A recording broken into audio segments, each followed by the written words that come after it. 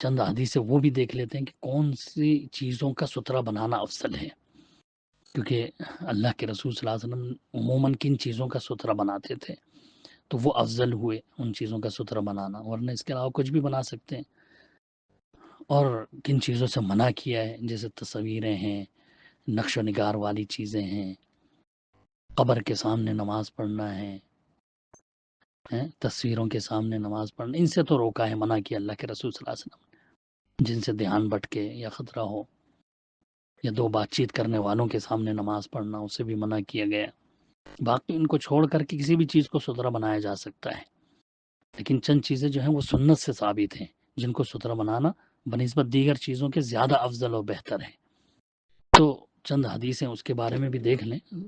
نیزہ کا ذکر آتا ہے اکثر، صحیح بخاری صحیح مسلم وغیرہ کتب احادیث میں نیزے کا کثرت سے ذکر ہے۔ ان عبداللہ بن عمر ان رسول اللہ صلی اللہ علیہ وسلم کان اذا خرج یوم العید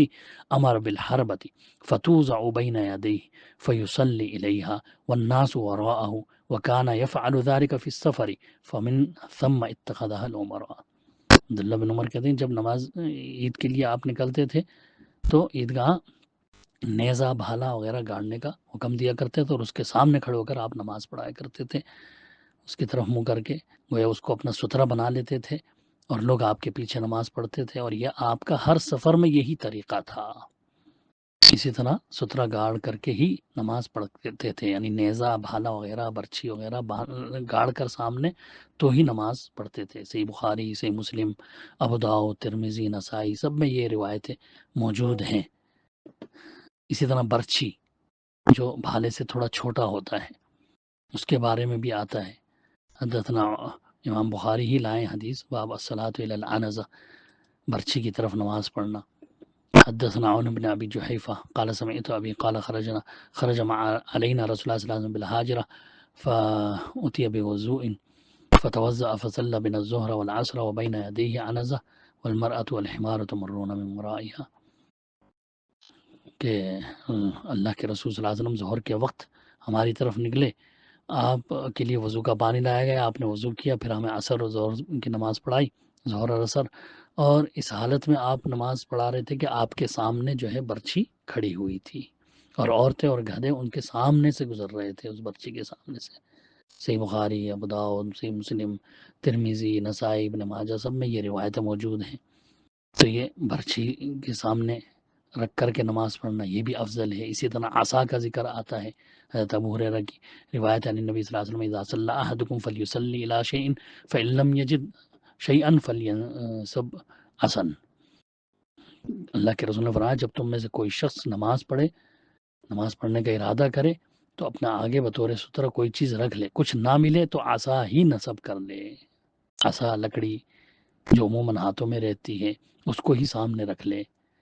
حضرت انس بن مالک کی حدیث گزر چکی ہے کہ مسجد حرام میں انہوں نے عصا رکھا، مصنف ابن ابی شیبہ کی روایت ہے۔ اسی طرح وہب فرماتے ہیں کہ اللہ کے رسول صلی اللہ علیہ وسلم نے منا میں ہماری امامت کی، اور آپ کے سامنے ایک چھوٹی لکڑی گاڑی گئی تھی،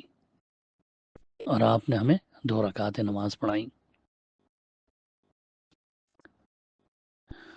اسی طرح رحل کا بھی ذکر آتا ہے،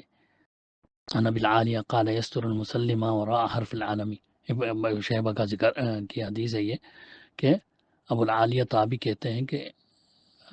رحل یا پھر جھنڈے کی لکڑی حرف العلم، علم اگر عین کے زبر کے ساتھ پڑھیں گے تو اس کا مطلب جھنڈے کا ڈنڈا، اور اگر عین کے زیر کے ساتھ حرف العلم پڑھیں گے تو اس کا مطلب رحل ہے، جس میں قرآن رکھ کے پڑھتے ہیں۔ تو معلوم ہوا کہ جب ایسے کھلے میدان میں نماز پڑھ رہے ہوں جہاں کوئی چیز دوسری نہ ملے تو عصا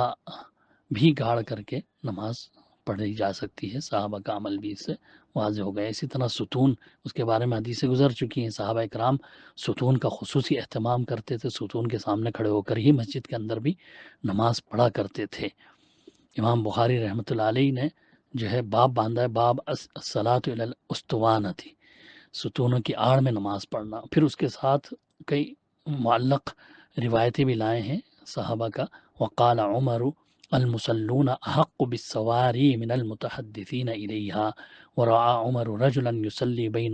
بین استوانتین فادناہ الی ساریۃ فقال صلی الیہا، کہ حضرت عمر نے فرمایا کہ نمازی ستون کے زیادہ حقدار ہیں بات چیت کرنے والوں سے، اور حضرت عمر نے ایک کو دیکھا کہ وہ دو ستونوں کے درمیان نماز پڑھ رہا ہے، تو انہوں نے اس شخص کو ستون کے قریب کر دیا اور فرمایا کہ یہاں نماز پڑھ۔ مسجد نبوی میں کثرت سے ستون تھے، نماز کے بعد لوگ ان سے ٹیکا لگا کر باتیں کیا کرتے تھے بیٹھ کر،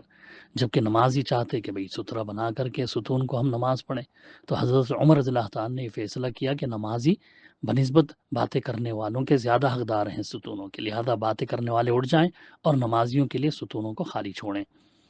نصرت الباری شرح صحیح بخاری میں ہے، اس باب کے تحت وہ لکھتے ہیں کہ اس تعریف کو امام ابن ابی شیبہ اور علامہ حمید نے وصل کیا ہے۔ مطلب یہ ہے کہ باتیں کرنے والے بھی ستون کے ساتھ ٹیک لگانا چاہتے تھے، اور نمازی چاہتے ہیں کہ ستون کو ستھرا ٹھہرا کر کے ہم یہاں نماز پڑھیں۔ تو حضرت عمر رضی اللہ تعالیٰ نے فیصلہ کیا کہ نمازی بنسبت بات کرنے والوں کے زیادہ حقدار ہیں، بات چیت کرنے والوں کو چاہیے کہ وہ وہاں سے ہٹ جائیں اور نمازیوں کو نماز پڑھنے دیں، کیونکہ نماز عبادت ہے اور وہ بات چیت صرف زٹل اور فضول گوئی ہے۔ اس سے یہ بھی معلوم ہوا کہ نمازی کو سترے کے قریب کھڑا ہونا چاہیے۔ حضرت عمر کے عمل سے معلوم ہوا کہ نمازی کی حالت نماز میں اصلاح کر سکتے ہیں، اگرچہ دو چار قدم یا کم و بیش اس کو چلنا ہی پڑے، کہ حضرت عمر نے اس کو پکڑ کے ستونوں کے درمیان نماز پڑھ رہا تھا، اس کو پکڑ کے ستون کے سامنے کر دیا کہ بھئی یہاں نماز پڑھ۔ تو نمازی کے سامنے سترہ بھی رکھا جا سکتا ہے، اس کو سترے کے قریب بھی کیا جا سکتا ہے۔ لیکن نصرت الباری پارہ نمبر 2 صفحہ نمبر 194۔ امام بخاری پھر اس باب میں دو حدیثیں الگ الگ لا کر اس سے استدلال کر رہے ہیں۔ ایک تو سلمہ بن اکوا کی کہ وہ ہمیشہ ایک ستون جس کے سامنے قرآن رکھا ہوا ہوتا تھا اسی کے سامنے ہمیشہ پڑھتے تھے، اور انہوں نے بتایا کہ میں نے اللہ کے رسول صلی اللہ علیہ وسلم کو اکثر اس ستون کے سامنے ہی نماز پڑھتے ہوئے دیکھا ہے۔ سے بخاری سے مسلم اور ابو داؤد، ترمذی، ابن ماجہ، ابن حبان وغیرہ میں سب میں یہ حدیث موجود ہے۔ اس پر بھی شرح میں لکھتے ہیں کہ حضرت عثمان غنی رضی اللہ تعالیٰ کے زمانے میں مسجد نبوی کے ایک ستون کے پاس صندوق میں قرآن مجید رکھا رہتا تھا، جو چاہتا اس سے نکال کر قرآن پڑھا کرتا تھا، پھر وہیں رکھ دیتا تھا، اسی لیے اس کو ستون مصحف اور اسطوانۃ المہاجرین بھی کہتے ہیں۔ ابن نجار کی تاریخ مدینہ میں ہے کہ مہاجرین قریش اس ستون کے پاس جمع ہوتے، نماز پڑھتے، تلاوت کرتے تھے۔ ابن زبیر بھی وہاں بکثرت نماز پڑھا کرتے تھے۔ حضرت عائشہ فرماتی ہیں کہ لوگ اس کی فضیلت جان لیں تو قرآن اندازی تک کی نوبت پہنچ جائے۔ صحیح مسلم میں ہے کہ یصلی وراء صندوقی، کہ صندوق کے پیچھے نماز پڑھا کرتے تھے۔ تو اس سے بھی واضح ہے کہ ستون کا خاص اہتمام کرتے تھے صحابہ کرام کے ستون کے پیچھے نماز پڑھیں۔ مغرب کے وقت حدیث گزر چکی ہے حضرت انس کی کہ مغرب کے 2 رکعت سنتیں نماز سے پہلے کی، صحابہ جو ہے فوراً ستونوں کے سامنے کھڑے ہو جاتے تھے نماز کے لیے۔ اسی طرح کوئی جانور یا سواری ہے اس کو بھی سترہ بنایا جا سکتا ہے۔ امام بخاری باب باندھتے ہیں، باب الصلاۃ علی الراحلہ والبعیر والشجر والرحل، کہ اونٹنی اور اونٹ اور درخت اور پالان وغیرہ کی طرف نماز پڑھنا، یعنی ان کو ستھرا بنا کر کے نماز پڑھنا۔ اس پر حدیث لائے حضرت عبداللہ بن عمر کے عن نبی صلی اللہ علیہ وسلم انه كان يعرض راحلته فيصلي اليها قلت افرأيت اذ هبت الركاب قال كان يأخذ هذا الرحل فيعدله فيصلي الى آخرته او قال مؤخره وكان ابن عمر يفعله، کہ حضرت عبداللہ بن عمر کہتے ہیں اللہ کے رسول صلی اللہ علیہ وسلم اپنی اونٹنی کو آڑا بٹھا دیا کرتے تھے اور اس کو سترا بنا کر اس کی طرف نماز پڑھ لیا کرتے تھے۔ تو عبید اللہ نے پوچھا کہ جب اونٹ مست ہو جاتے ہیں تو اس وقت آپ کیا کرتے ہیں؟ یعنی سردیوں کے موسم میں جو ہے اونٹ مست ہو جاتے ہیں تو ایک جگہ بیٹھتے نہیں چین سے، وہ ادھر ادھر جو ہے وہ پریشان سے رہتے ہیں، تو اس وقت سترا کیسے بناتے ہیں؟ تو اللہ کے رسول حضرت عبداللہ بن عمر نے کہا کہ اللہ کے رسول پالان کو، یعنی اس کے جو اوپر کا پالان ہوتا تھا اس کو لے کر سامنے سیدھا رکھ لیا کرتے تھے اور اس کے پچھلی لکڑی کی طرف نماز پڑھتے تھے۔ اور عبداللہ بن عمر رضی اللہ تعالیٰ عنہ کا بھی یہی معمول تھا، وہ بھی ایسے ہی کیا کرتے تھے، یعنی پالان کو بطور سترا آگے رکھ کر کے نماز پڑھتے تھے۔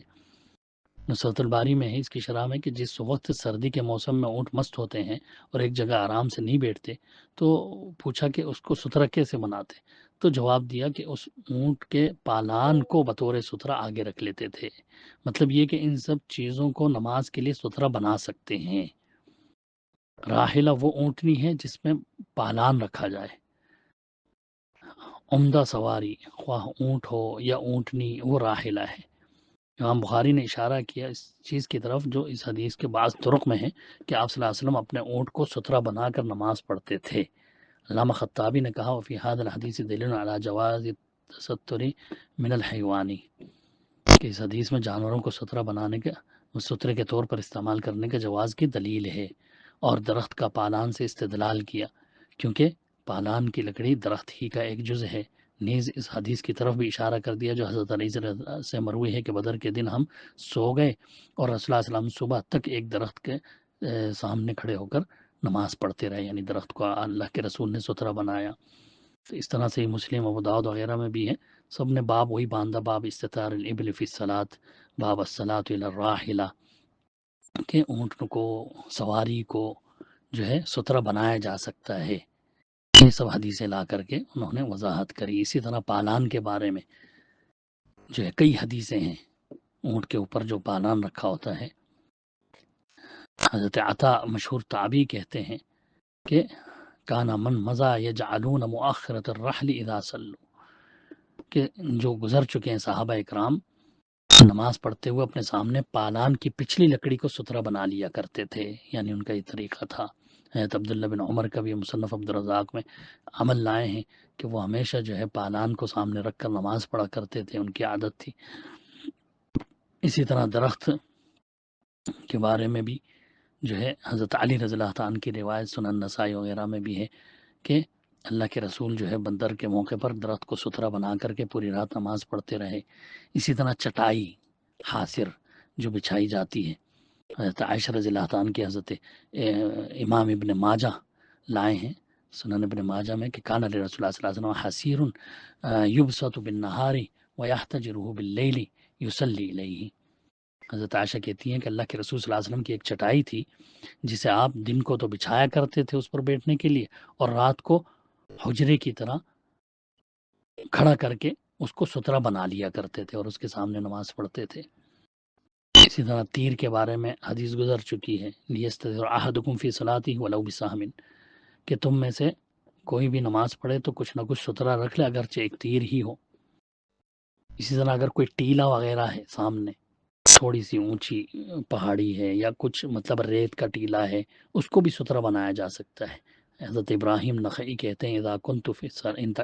في الصلاة فوق سطح يمر عليك الناس فكنت حيث لا يرى الناس اذا مروا قال سفیان فيكون الذي يمنعك من ان تراهم الذي يسترك، کہ جب تم کسی ایسی بلند جگہ پر ہو جو بلندی کی وجہ سے گزرنے والے لوگ وہاں سے نظر نہیں آ رہے تمہیں، تو وہ ستھرا شمار ہوگا۔ یہ چھوٹا سا ٹیلا ہی کیوں نہ ہو، تم نماز پڑھ رہے ہو اور سامنے کوئی گزرنے والا نظر نہیں آ رہا، اس کے پیچھے سے گزر رہے ہیں لوگ ٹیلے کے پیچھے سے، تو اس کو تم ستھرا بنا کر کے نماز پڑھ سکتے ہو۔ اسی طرح چارپائی کو ستھرا بنانا، باب الصلاۃ الی السریر، امام بخاری باب باندھ رہے ہیں کہ چارپائی کی طرف اس کو ستھرا بنا کر کے نماز پڑھنا۔ حضرت عائشہ کی روایت لائے کہ اللہ کے رسول صلی اللہ علیہ وسلم نماز پڑھ رہے ہوتے اور میں سامنے ہی آپ کے چارپائی پر لیٹی رہتی تھی، اور آپ کے اور قبلے کے درمیان میں لیٹی ہوئی ہوتی تھی چارپائی پر۔ اللہ کے رسول اسی چارپائی کو ستھرا بنا کر کے اس سے نماز پڑھ رہے ہوتے تھے۔ صحیح بخاری حدیث نمبر 508 اور مسلم حدیث نمبر 512 میں یہ روایت موجود ہے۔ تو اس سے صاف ہے کہ اللہ کے رسول صلی اللہ علیہ وسلم نماز پڑھتے اور چارپائی آپ کے اور قبلے کے بیچ میں ہوتی۔ فَيَتَوَسَّطُ السَّرِيرُ کے لفظ ہے نا حدیث میں، تو اس کا ترجمہ یہ ہوگا کہ آپ چارپائی کو اپنے اور قبلے کے درمیان کر لیتے اور متوسط بیچ میں کھڑے ہو کر نماز پڑھتے، یعنی اس کو ستھرا بناتے تھے۔